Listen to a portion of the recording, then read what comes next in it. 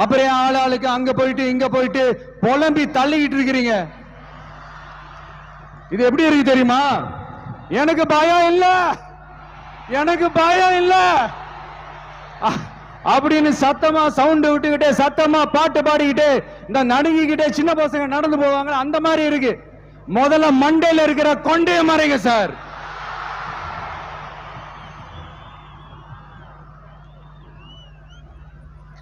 சும்மா மாறு வேஷத்துல மறு வச்சுக்கிட்டு மீடியா ஆளு ரேடியோ ஆளுன்னு இவங்க ஆளுங்களை மாத்தி மாத்தி அனுப்பிக்கிட்டு இதெல்லாம் என்ன மக்களுக்கு தெரியாதுன்னு நினைச்சிட்டு இருக்கீங்களா?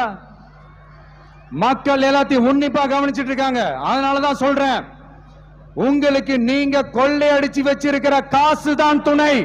ஆனா எனக்கு என் மேல எல்லையில்லா பாசம் வச்சிருக்கிற இந்த மாசு தான் துணை.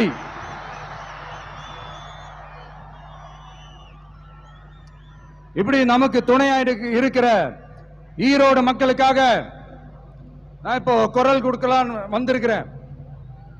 சரி, இப்ப விஷயத்துக்கு வருவோம். பெரியார் அவர்கள் கிட்ட இருந்த அந்த செல்வாக்கையும் அந்த பதவிகளையும் அந்த பவரையும் வச்சுக்கிட்டு அவர் என்ன சொன்னார் தெரியுமா? இவ்வளவு செல்வாக்கு, இவ்வளவு பதவிகள், இவ்வளவு பவர் இருந்தோம் நான் ஒரு 5 பைசா காசு சம்பாதிச்சிருப்பேனா? அரசியல் எதிரி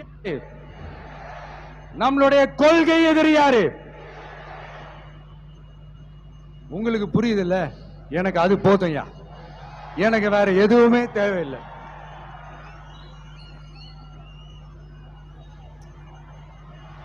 அதனாலதான்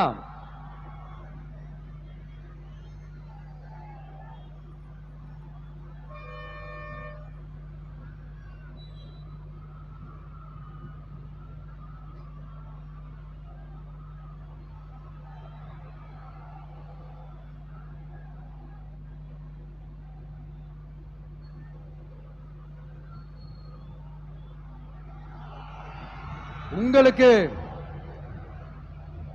நம்மளை பத்தி நம்ம அரசியலோட நீங்க எல்லாரும் என்னோட அரசியலோட கனெக்டடா இருக்கீங்கன்றது ரொம்ப தெளிவா தெரியுது. அதனால எனக்கு அது போதும். அதனாலதான் எதிரிகள் யாருன்னு சொல்லிட்டு களத்துக்கு வந்திருக்கிறோம். அதனால அவங்கள மட்டும் தான் எதிர்ப்போம். அதுவும் அந்த எதிரிகள் யாரு இப்போ இங்க 2026 சட்டமன்ற தேர்தலில் களத்துல இருக்கிறாங்களோ அவங்கள மட்டும் தான் எதிர்ப்போம். சும்மா களத்திலே இல்லாதவங்களையும், களத்துக்கும் அவங்களுக்கும் சம்பந்தமே இல்லாதவங்களையும் எதிர்க்கிற ஐடியா